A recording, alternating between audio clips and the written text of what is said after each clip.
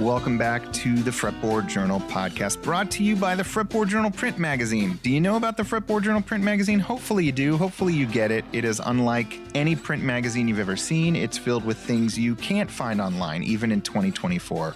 In-depth interviews, beautiful photo essays, exhaustive histories on gear and lutherie, and contributions from world-class creatives.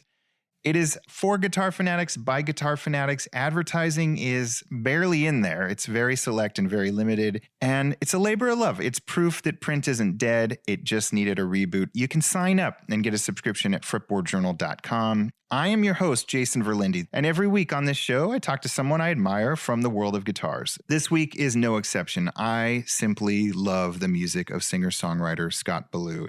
And Scott's story is truly one of a kind. I am in Seattle, Washington. He played football for the University of Washington here. He then became an acclaimed filmmaker, directing movies for Yeti, some truly incredible documentaries over the last decade or so. And in 2020, at the age of 37, he released his debut record, Talking to Mountains. I don't know if it's just osmosis. He knows a ton of great musicians, and I know he hangs out with them all the time, or if there's something in the water over there in Austin, but it is an incredible debut. And Scott's new record is out this week. It's called Rio Bravo, and I think it's even better. I encourage you to go check it out after you hear his story. Go watch some of his videos that he's made. I'll include links in the show notes to some of my favorites. Before we get to my chat with Scott, we're about to unleash our 54th issue of the magazine onto the world. I hope you will get it. You can get it by subscribing at fretboardjournal.com. I'm also going to be announcing the lineup for our 2024 Fretboard Summit very soon, like within the next week. It takes place August 23rd to 25th, 2024 at Chicago's Old Town School of Folk Music. Fretboardsummit.org is how you can register. I would love to see you there. It's the guitar gathering of my dreams. It is the magazine coming to life. Some of my favorite musicians, guitar makers, and people will be there. It's honestly just a lot of fun. Even if you're not in the market for a new piece of gear, it's just a cool hang with some of the most inspiring people around. Space is limited, so register if you think you can make it. And if you've never attended a summit and you have any questions, shoot me a note, jason@fretboardjournal.com. I'm easy to get a hold of. Our podcast is brought to you by our friends at Pakehead Nation. They're offering you all your first month free or a $20 discount off of any annual subscription with the promo code FRETBOARD when you check out. Isotope's also offering you 10% off just by using the discount code FRET10. If anyone's doing home recording, you need Isotope. Our friends at StewMac are sponsoring the show. If you are doing any guitar repair, if you're adjusting truss rods, if you just want to polish your guitar or buy parts for something that fell off, StewMac has you covered, and if you use the link that I put in the show notes, it lets them know you're tuning into this podcast, that you appreciate what we do, and that they're sponsoring it. It goes a long way. Use the link in the show notes. And then finally, our friends at Mike and Mike's Guitar Bar here in Seattle, Washington, one of the coolest guitar stores around. They have a full-service repair shop. They have this incredible showroom here in Seattle, Washington. But even if you never get to step foot in their showroom, they have a great Instagram page and website and YouTube presence where you can see all the cool stuff that they have. And they have a lot of great vintage instruments, synths, amps, you name it. Go to mmguitarbar.com to see what I'm talking about. It's a cool shop. You're going to love it. And now, without any further delays, here is my chat with Scott Ballew, one of my favorite new singer-songwriters. He came out of nowhere, but not really, and you're going to love his story. Scott Ballew, thanks for joining us. Yeah, thank you for having me, of course. I reached out to you. I've been following your filmmaking and your music. Your music, though, just is kind of more recent chapter of your life. Yes, that my accountant, I think, technically defines it as a hobby, and that hobby is relatively new. I started writing songs. I'd say I started writing songs somewhere in 2020. So about 3 or 4 years ago, when I was 37, and I'm sure like a lot of other people that had some time to explore some other passions during the pandemic. My filmmaking job kind of shut down from a travel perspective, and just a lot of things kind of coincided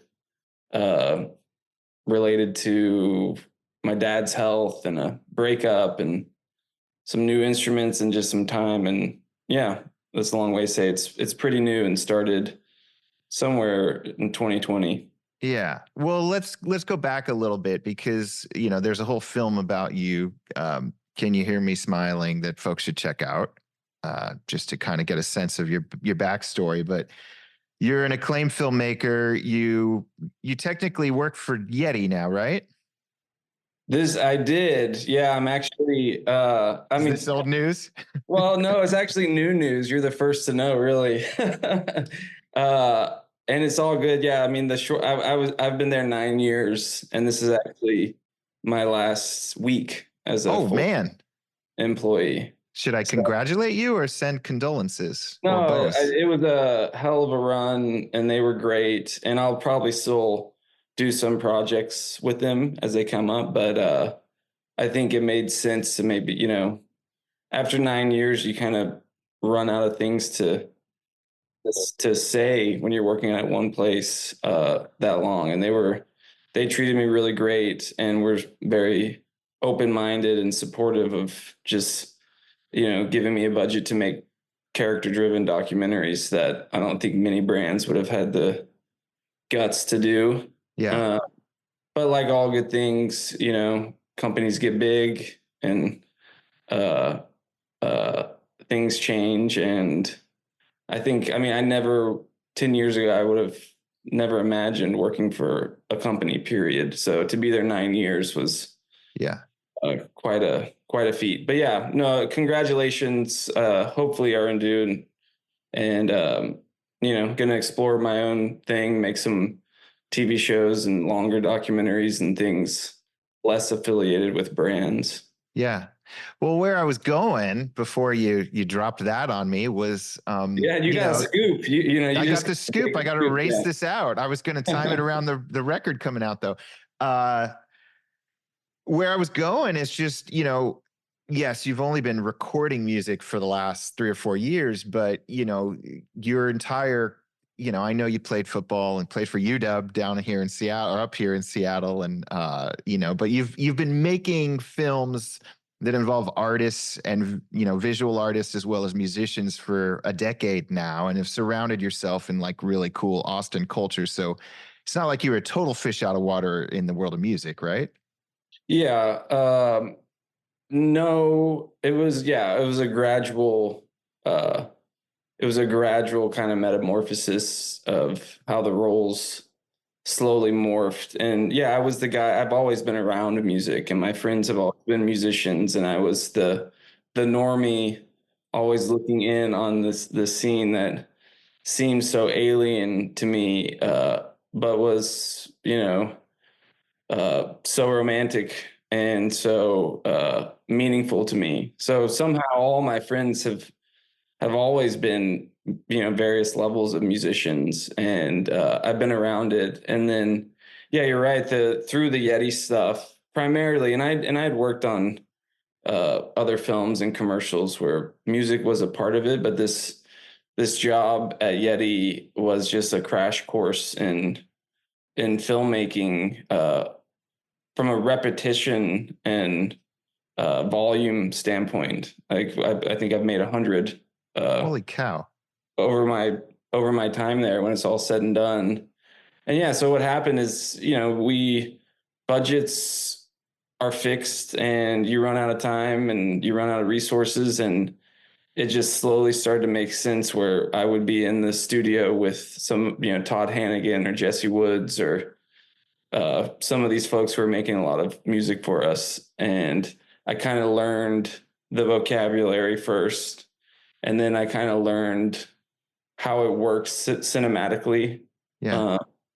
And then, yeah, then a guitar would be in my hand and a piano. And then, it just kind of snowballed a little bit. But I definitely learned by watching those guys and learning how to communicate to them what I thought a certain scene should feel or sound like. Yeah. So that was not the intention, but looking back, that's kind of how I learned. And when did you actually take up guitar or piano? I don't even remember what came first. Guitar came first. I mean, I think probably journey with the guitar is similar to 99% of the people, where I got one in middle school or something. Learned G, D, and C, learned a couple John Prine songs, and then just put it in the corner for 20 years. It traveled with me to UW, was at my dorm, collecting dust. And it was probably like a bad scene from Animal House where someone would smash it had I really picked it up. And then I don't know what, so cut from getting the guitar to 20 years later, 25 years later. And it was around this time too, when making all these films and connecting with guys like Ryan Bingham and Terry Allen and JT Van Zandt, who's Townes Van Zandt's son, was kind of the guy that put a guitar back in my hand. And we were on all kinds of weird fishing trips and film trips where we wouldn't have reception or TV, and he started teaching me some of, old Blaze Foley songs and Town songs, Travis picking verbatim. And that was kind of the thing that got me reinterested in the guitar and to learn in a meaningful way. So cool. Do you remember your first gig? Like, or how many gigs have you actually had? Or are you more of like I'm just going to record it? Yeah, I can count them on one hand, probably. My first gig, I do remember my first gig. So yeah, this is all right. So in the pandemic, I started writing songs and sent them to guys like JT Van Zandt and Jesse Woods, and usually to Crickets. Okay. And then ultimately a few got snuck by there with, lukewarm responses. And somehow after a year, I had enough where I convinced Jesse, my friend, to help me record them. And the goal was not to make a record. It was just to record them into a microphone and see what it sounds like, because I had never sung into a microphone. And we did that, and we kept building, and we looked up and it was a record. My friend, this was during the pandemic, so there was no concerts, there was no shows, everything was shut down. But the first gig after all that, or during all that, was at my friend Will Johnson. I don't know if you're familiar with his music. He had a band called Centromatic. Okay. Yep. In the day in the 90s, that was kind of in the Jason Molina and Jason Isabel world. And Will is a neighbor in Austin and just the sweetest guy, and doing his own thing under his own name now, but still tours with Jason Isabel currently. Him and his wife, Jessie, had these porch shows during the pandemic, and she worked at Waterloo Records, which is like the easy street of Austin, and they put on these cool little porch shows during the pandemic in lieu of actual shows. And she asked me and Jesse Woods to do one. And that was the first time I ever had a gig, and my heart was beating out of my chest, and I fucked up all the words to each song, but it was fun. Yeah. You mentioned Easy Street Records, which is a local to me, or sort of, it's West Seattle. I've seen you wear Easy Street merch in at least one of your videos. What's your connection to them? This is another random one. So I ended up in Seattle, not based on Rick Neuheisel or football, but based on a middle school love of Pearl Jam. Okay. And my conception of what Seattle was going to be like in 2002 was much different than what it actually was like when I got there. Okay. I was about 10 years late and arriving on the scene that I had built up in my head. But ultimately, I connected. One of my first friends there was a guy from where is he from? Mercer Island or something. Yeah. Another Pearl Jam Eddie fanatic, and we hit it off. We were probably the only two people in at UW somehow that still really loved Pearl Jam. And his family runs a they do like all the trash and recycling for the greater Seattle area. If you go outside your building, there's probably a Cedar Grove compost trash bin back there. Anyway, this is a long way of saying he set up this elaborate scheme to sponsor an Earth Day festival at Safeco Field as a way to meet Eddie. And For you or for both of you? for him, and I got to tag along. Okay. So in this courting process, the Mariners set up this home run derby sort of meet and greet, like beer thing, where it was me and my buddy Eddie, and Eddie brought a couple friends, and one of them was Matt Vaughn, who runs Easy Street.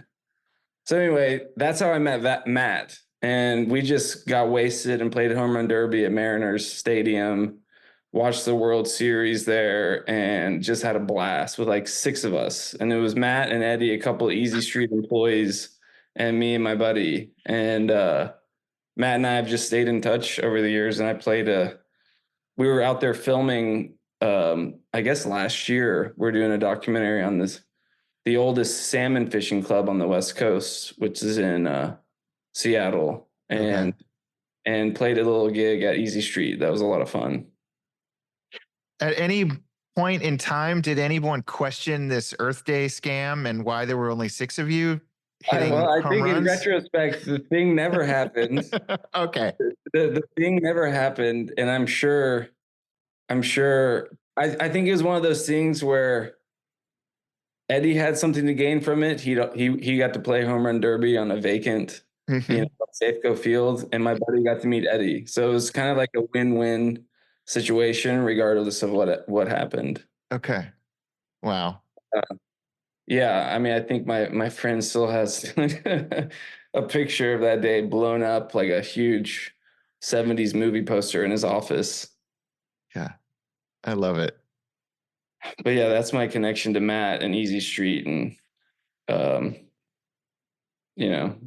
love it over there. Yeah. So when you're talking about recording and wanting to, sing into a mic for the first time, like I have to guess, like you're a super talented filmmaker. That's what, I originally found you through those films, and I know we have a couple of mutual friends through those, but did seeing how the sausage gets made in filmmaking and knowing that, like, hey, the finished product might be beautiful, but the actual filmmaking process is kind of gritty and ugly, did that like kind of demystify making a record for you? Did it seem less intimidating than it might be for somebody who, is just never seen that side?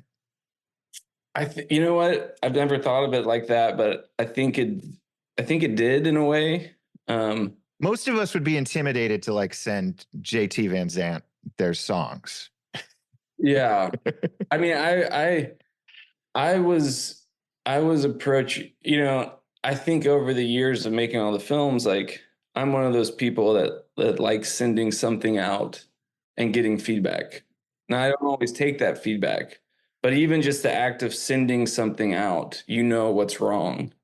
So, and whether it's for clients or subjects or studios or agents, it's like, I guess I've developed some thick skin presenting my work.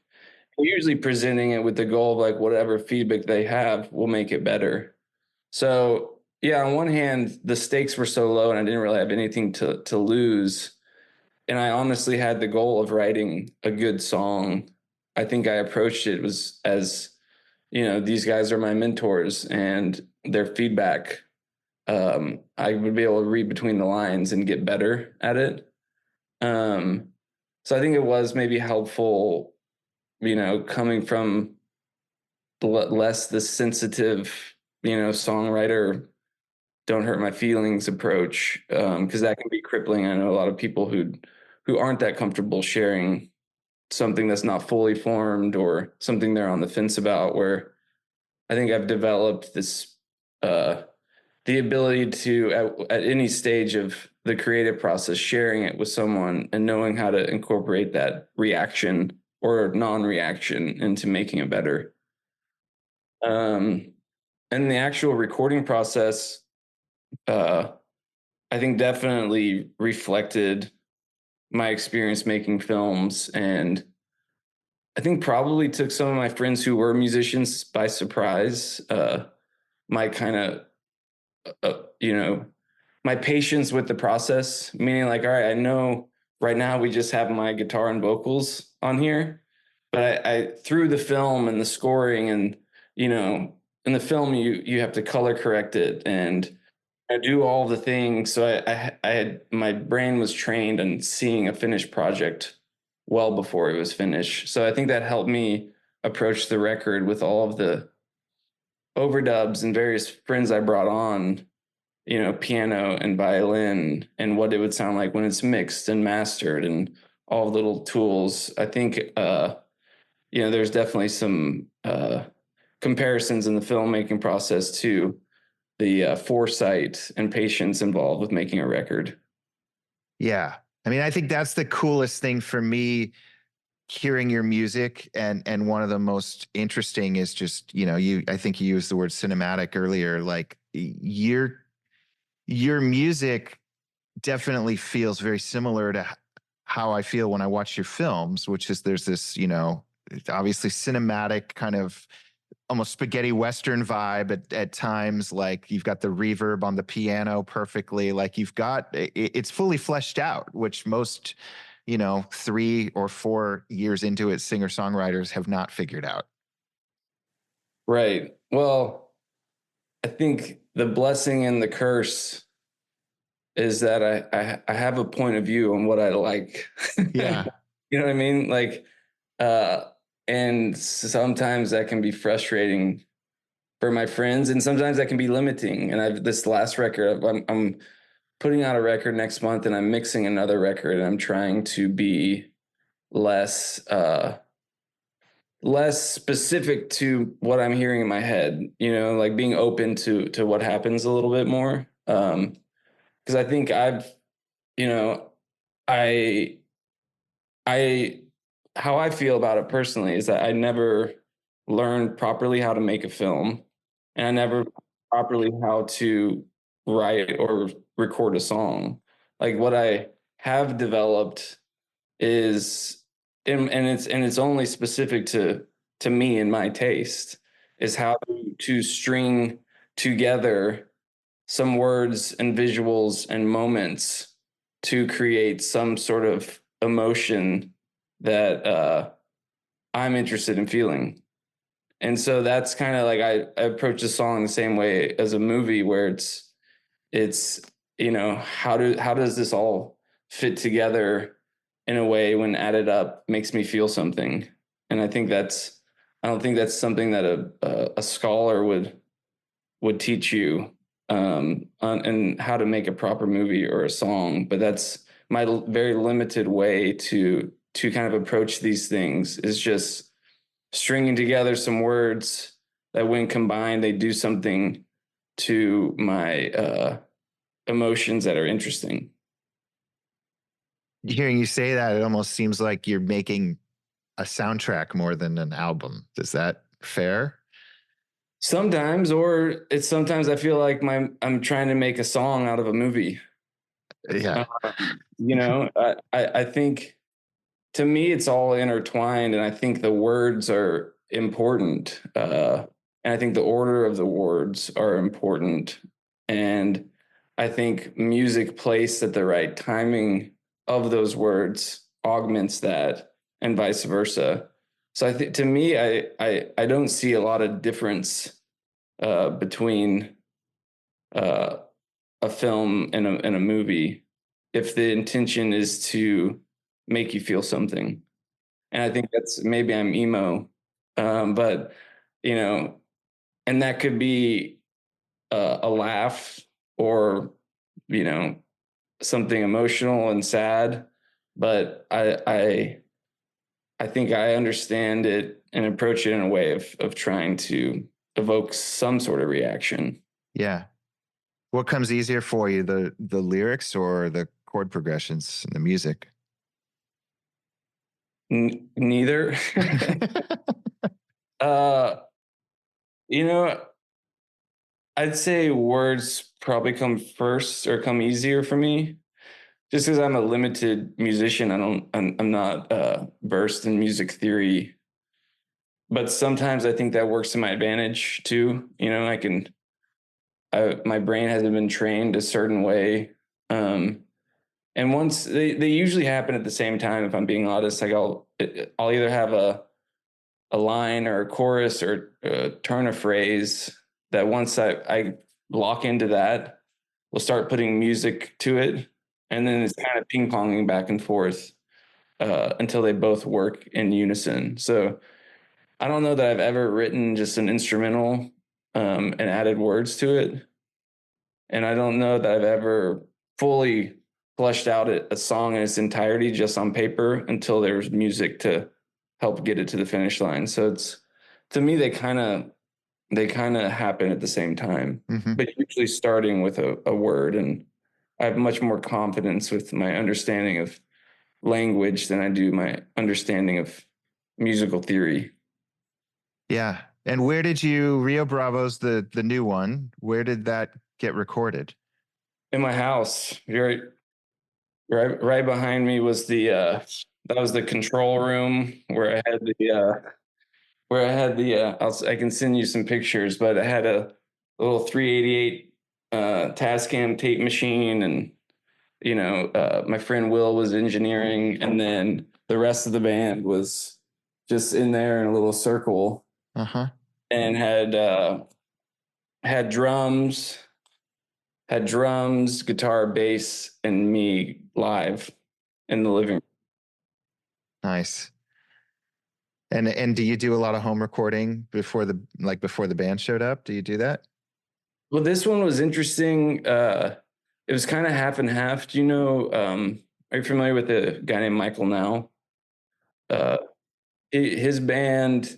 Most people might know him through his first band or one of his early bands, Cotton Jones. It was him and his wife Whitney, and he's since been recording music under his own name. But super talented guy. For whatever reason, back in the formal era that I got turned on to his music, he's just become one of my favorite songwriters, and just has such a specific kind of, I don't know, touch with everything he does. So I cold called him and asked if he'd produce this record, and he listened to the demos and said yes. So what happened was, for about, I don't know, a few months, I would sing and play guitar or piano and send him with a click track or a drum machine the vocals and the one instrument, and then he would add his own thing to it. Drums, bass, mellotron, lead guitar, until we kind of had a few demos. It was like, this is the sound. Like we've kind of landed on the North Star of what the album should feel like, and the tone and kind of the whole landscape. And then he came in and stayed with me for a week and then finished it all out live with the band. And then we kind of, I don't know, by the time the band left and he flew back home, it was probably 90% done. And then just a few little other knickknacks he did in his garage. So it was kind of half home recordings and half live when it was all said and done. And you said Tascam 388, so reel to reel? Like Reel to tape? reel, quarter inch, yeah. Are you a snob about that stuff? I know nothing about that stuff. I know all of everything that has been recorded has been on tape. My friends have a stronger opinion on that than I do. And, I kind of lean on them. I mean, I do know, it's like shooting film versus shooting digital. I can understand the difference, and the warmth and all the different tones and kind of lack of some sort of digital clarity behind it all. And I just like, it's like I just like committing to something in a way, even though everything's so digital. Maybe it's my washed up athletic past, but I like the idea when you hit record, there's this pressure that, like, this could be the take, something psychologically when you're doing it on Pro Tools or whatever. It's like I could do this a million times. And I like the pressure of you know, hearing that tape reel start spinning and putting yourself back into the time where this might be your only chance. But sonically, I mean, I'm sure there are some records that I love that are all digital, and I could never tell the difference. But from what I can tell, the people that I listen to and pay more attention to it than I do all have some sort of opinion on recording to tape and half-inch or 2-inch tape, 1-inch tape. Mine has always been 1/4 inch. Maybe that's a budget thing. What kind of guitar are you using? My go-to guitar is it's a Martin 0016, like a 1964, I believe it is. One of those parlor size nylons. I've got a bunch on this album. I'd say that guitar's on a few of them. I've got a Waterloo or Collings guitars here in Austin. It's Upset Waterloo. Are you familiar with? Oh yeah. So I got a Waterloo W L or WL. X. Yeah, one of those. It's kind of another parlor size, but kind of boomy. Uh, I've got a 1968 Hummingbird that I finally tracked down based on my obsession with the Exile Main Street recordings and all of the cool photos that came out of that aftermath. And I've got a Gibson J200, kind of inspired JT Van Zandt. When he was moving, he had lent me Townes Van Zandt's J200 from the 90s. Okay. And it was here for 3 years. It was here for so long where I just, in the back of my mind, I was like, did he forget about this? Uh-huh. And turns out he did not forget about it and eventually took it back to his rightful home. But I got so attached to that guitar and just kind of what it represented, I ended up trading some things for another blonde J200 of that same year. So you're in deep, basically, is what you're saying. I'm in deep. I have like 13 guitars. Yeah. That's like 4 a year. Yeah. And that's when I first decided to leave the corporate world. That was my first calculation. It's like, okay, if I go totally broke, how much could I sell all of these guitars for to survive their 6 months? Looking back on your time with Yeti, what films stand out, or what films are you the most proud of? That's a tough question. I think, going back to JT, since we're on that subject, that was one of the first ones we made. We made one for Father's Day, and it was about JT, and it's called Anchor Point, and it's ultimately about the lessons he learned or did not learn from his dad. Yeah.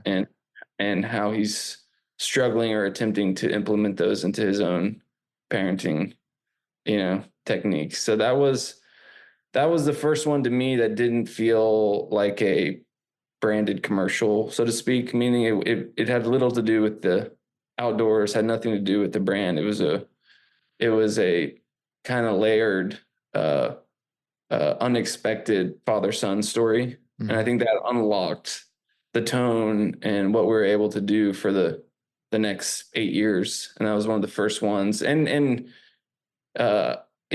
we stayed very close friends following that. And my friend Chris Malloy and Danny Motor were a part of that, who are old friends. So it was special on a lot of levels. And I think it was the first one that unlocked the potential for the depth and range of films that we ended up making.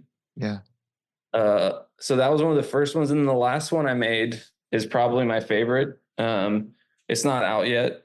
I think it'll come out sometime this spring, but it's on Tom McGuane and Jim Harrison and Jimmy Buffett and Richard Brodigan, and is a little bit longer, 35 minutes. And I don't know, it's just like it was the exact type of film that I want to make more of. And it was about friendship, and it was just a really surprising take on some guys that I think some people were aware of, but about this era and this place and this group of friends who had a really unique approach to life and a unique friendship that I don't think adult male friendships are really that explored in Yeah, film in a way that, I think more people can relate to than the people making these expect.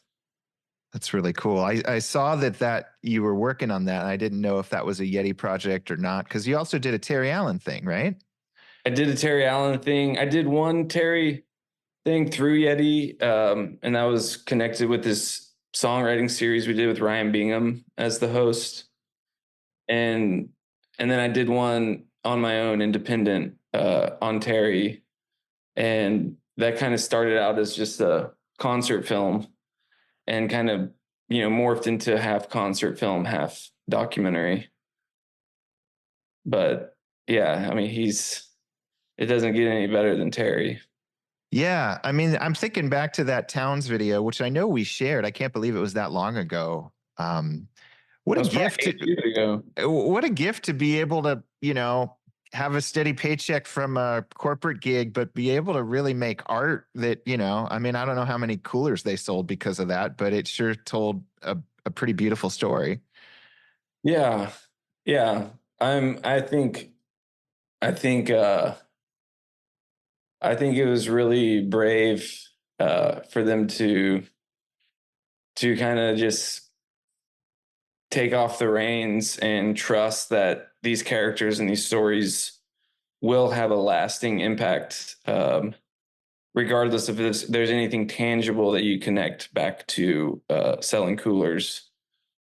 Yeah, it's. I mean, it's like anything. I think most marketing is just fairy dust and uh, arbitrary, and I don't think even the numbers can connect back to what actually moves the needle or sells. I know there's some things that you can show on paper and claim, but the amount of people that I've run into when I'm wearing a Yeti hat, and the first thing they say is something about the films.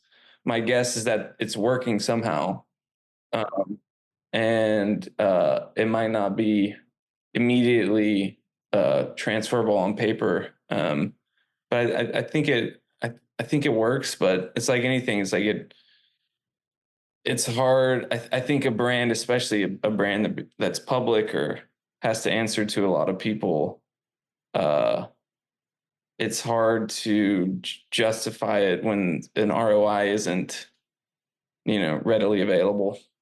Of course. Yeah. I mean, we put out a coffee table style guitar magazine, and people, it's not like a Facebook ad where you immediately see the click-through rate. So Right.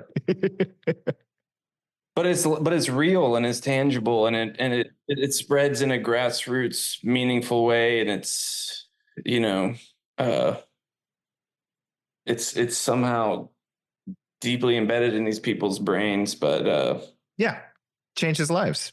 It it can. changes lives. Yeah. So you got Rio Bravo coming out, and then you mentioned a second one's already like in the works. Yeah, it's in the works. I'm headed to go continue mixing it right after we talk. But yeah, in November we went up over to New Orleans, and my buddy uh has this old jail in Tremay that is just the coolest property that I've been to. And 4 stories, has like 13 bedrooms, I think, that some of them were old jail cells. And so ultimately he offered it up to me in the band, and same deal, got 5 of my musicians. Michael now was back in the mix, and My friend Sam Doors came and played drums, and Rob Barbado was playing guitar, and this guy Alex Pianovich on piano. But ultimately, we stayed there. We lived there. There was the engineer lived there. We just holed up there for a week and did the same thing. Took out all the furniture of the jail, brought in another 388, brought in baffles, brought in drums, brought in some keyboards. There's already pianos there, and recorded. This was a little different process where it's I didn't really show them the songs in advance, and there was no demo. There was no demos. There was no back and forth. And each morning we would just kind of choose two songs, and I would show them on the guitar, and then we would just figure it out and record it live. And so there's like a really cool, I guess that's what I meant earlier, of just trying to be less controlling of the process and just open to letting it evolve in a way that it wants to be without me directing it.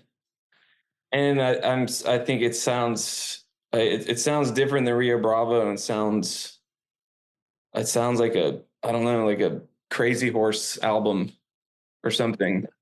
Do you play electric? I didn't even ask. I do. Yeah. Yeah. I mean, this one is definitely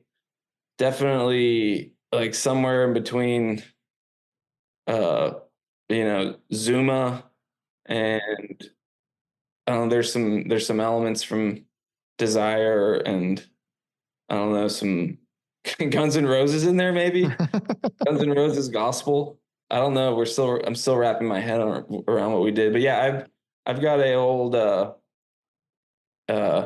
let's see, what were the electrics I played? I've got a Jazz Master that I play live sometimes, and then I've got this old Gretsch Country Gentleman, Yep. like a 60 something. I always call my Lou Reed guitar. And then yeah, Rob Barbado, he was playing mainly a Les Paul through some circuit board of whatever it is that he has on his thing that just sounds so good. But yeah, so we recorded all of that live. We did 9 tracks live, and brought it back to Austin. And I don't know, about once a week I'll go over to Rob's and either do some overdubs, or he's kind of bouncing it all through a Neve console and doing some things that I don't even know what he's doing. Stay levelers and echo boys, and he's like, I feel very lucky to have people excited and invested in the project and are part of it that know how the hell to do some of this. Because left to my own devices, I think I would just record it on a 424 Porta Studio and be okay with the quality. Yeah. But he's taking it to a different level of fidelity that I would have never known possible with my brand of music. Yeah. It's like hiring a good color grader or cinematographer or something, but you're the director. It really is. And it's like, those are I've always like, I'm kind of the 50,000 foot picture guy. Like, if the vibe and the story and the words and the feeling is right, then that's all that matters to me. And then the professionals make it look pretty and technical and sound good. And it's like, man, it's always, even the final sound mix in a movie it can make or break it being a good movie. And it's like, you cannot underestimate all of these positions. And once the sausage is started, of what it does to the final feeling of a movie or a song. It's crazy. Yeah. So I mean, I know you kind of made a joke that you've only played like a handful of shows. Do you want to do that, or do you like being kind of behind the scenes, just like I'm about making recordings? I would love to play more shows. Okay. I would love to play more shows, and I've played more than a handful. If I'm like, I've had some really fun shows in Austin, and just did a fun little tour in Sweden this summer. played about 11 shows over in Scandinavia. And I think it's been tough with having a full-time job, being able to commit. I don't know very many booking agents that would be excited to sign someone up who's a part-time musician. I know there's some of that going on. And, with being a part-time musician means you don't have a band. So every gig I get, I have to find a new band, which is tricky. But I don't know. I think leaving the full-time corporate situation and being more flexible, I'd like to make myself available and make more of an effort to figure out a way to play shows in a meaningful way and do some tours as well as make some films. But it's been very hard to do that with a full-time gig and a part-time band and not a booking agent. Well, and despite, you've been a filmmaker for a corporation, but it's a corporation that sends you literally all around the world because you're like outside. Well, that's most of my shows happened on the show in Seattle. Yeah. It happened because we were filming in Seattle. Okay. I did a show at Padres Stadium for some music festival, and I was able to do that because we're editing in LA. So I'd been strategic about what shows I could do, but usually it was based on a filming schedule. So yeah, it was I did what I could, but now I think there might be a couple more opportunities. Yeah. But we'll see. I'm also 40. It's hard to imagine getting in a van and driving the country again. Others have done it. Yeah. Yeah. I'm ready. Well, Scott, I'm just a huge fan of your music, and I'm in awe of what you've been able to put out so far at this very early stage in your career, and I love your films, so thank you. Well, I appreciate it, and I'd love to get my hands on one of those coffee table books and come pay you a visit this summer when I'm in Seattle. All right, that was my chat with Scott Ballew. I hope you enjoyed it. We have so many great podcasts coming up. Josh Scott, founder of JHS Pedals, John Smith, British folk singer, on and on. I've got so many interviews I've already done. Please leave us a review over on Apple Podcasts if you haven't yet, and please subscribe to this podcast or follow it on Spotify so that you can get all of our forthcoming episodes. We've got some great ones coming up. Till next time.